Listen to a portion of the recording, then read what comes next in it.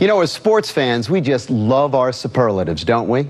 You know, that was the best bunker shot anyone's ever played, or he's the greatest second baseman I've ever seen. The point is, we get excited when we see something that impresses us. The problem, though, is what do you do when you come across someone or something that really has no equal? That, we think, is the case with a place we decided to spend some time recently, and we are very comfortable saying you've probably never seen anything like this before. At the Villages, 45 minutes northwest of Orlando, you could play 18 holes a day, every day for a month, and still not get to every hole in the world's largest retirement golf community.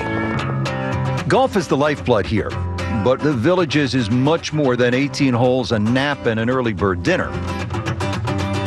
Let's talk golf. The Villages has more holes of golf than any other community or facility in the world. Golf in the Villages. The options are enormous.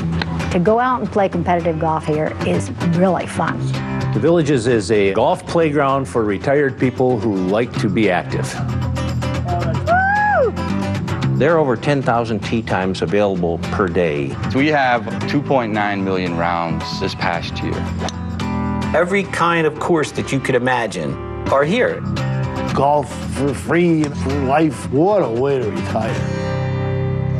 While golf may get the headlines, the sports in this community don't end there. One of the most popular clubs is this sport. It's a combination of tennis and ping pong, and the people go nuts for it here. It's called pickleball. Who knows where the name pickleball came from? From a dog. Dog? Yeah. If you like to play with a bigger ball and a bigger bat, there are 216 softball teams here at the Villages, and they play 5,200 games a year. I can't promise I'm going to jump on a horse, but they do have a polo stadium here. Send it, baby. Send it. Might go for a swim. They have Olympic-sized swimming pools all across the Villages. And if you're a little bit more of a traditionalist, they have 100 tennis courts here. Look at that with a little side spin.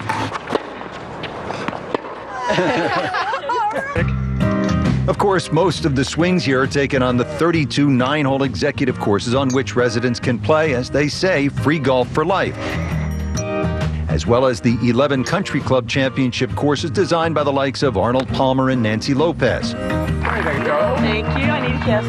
All right. In all, the sheer golf numbers are mind-boggling. 621 holes of golf. Last year, 2.9 million rounds played with roughly 500,000 strokes taken every single day. 476 people shot their age or lower, the oldest being 97. 9 million range balls hit. 6 million golf balls lost. The action at the Villages extends well beyond the golf courses and sports fields. There are several town squares, and happy hours are bustling.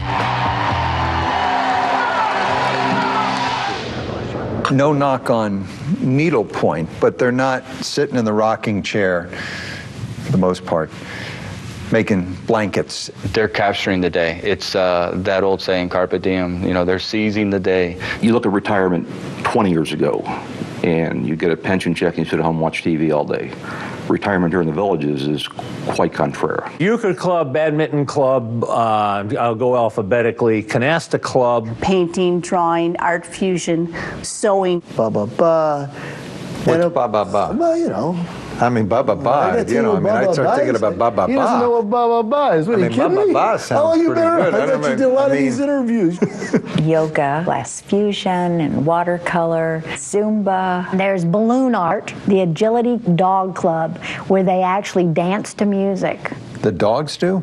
Yes, they do, and the owners follow them. My father and mother stayed in their little tiny home around the walls and never went anywhere. And just sat, just sort of sat. Price is Right and reading. They didn't have the choices that we have here. More than 2,000 choices, actually, activities and clubs and teams, like this elite dragon boat racing unit, powered by a group without a single person under the age of 60, save for this reporter who's hardly pulling his weight. They told me I was getting on a Royal Caribbean ship. There's only one person who's not doing any work right now. Guess who that is?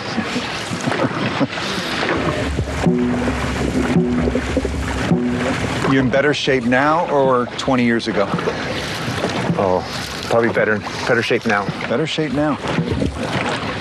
For these retirees and thousands like them in this sort of camp for grown-ups, this is the fast lane to a better life in their golden years. A golf playground for retired people. It's Disneyland, it's college all over again. Summer camp for seniors. Most of the original villagers were blue-collar workers that held down jobs and pensions for 30 years. For them, a modest home in what was a rural section of the Sunshine State was an attainable dream. So who was the mastermind that made this destination a place for dreamers? Who's Gary Morse? He's a visionary, number one. He's a genius. And according to Bloomberg investigative reporter Brendan Coffey, this one small piece of property in Central Florida made this reclusive visionary and savvy businessman extremely wealthy. His wealth essentially coming from just 20,000 acres of scrubland in Central Florida. He owns a 147-foot yacht. He has a house in the Villages and a little compound in the center that's not on the Villages map. Just over 30 years ago, Morse took over his father's business selling lots to mobile home owners, but quickly turned to building regular homes, along with golf courses and swimming pools. Today, the Villages is the largest and fastest growing retirement community in America, with an average of 23 people moving into the Villages every day. The people there really embrace it because it's part of the concept of escapism. But according to some, that's not necessarily a good thing. The Villages is primarily conservative, where the average age is 62 and the population 98% white. Andrew Bleckman is the author of Leisureville, Adventures in a World Without Children, and he's been critical of this kind of retirement utopia. What worries me is this. When you self-segregate, you forget what you have in common with everyone else, right? I just don't see segregation as healthy. Whether this utopia fails or not, many of the residents here are convinced this is the greatest place in the world to live. The Villages covers over 32 square miles, 23,000 acres, and 100 miles of golf cart paths, which is a good thing because there are 50,000 carts here. We're up to about 5 times as many golf carts in the Villages as there are taxi cabs in New York City.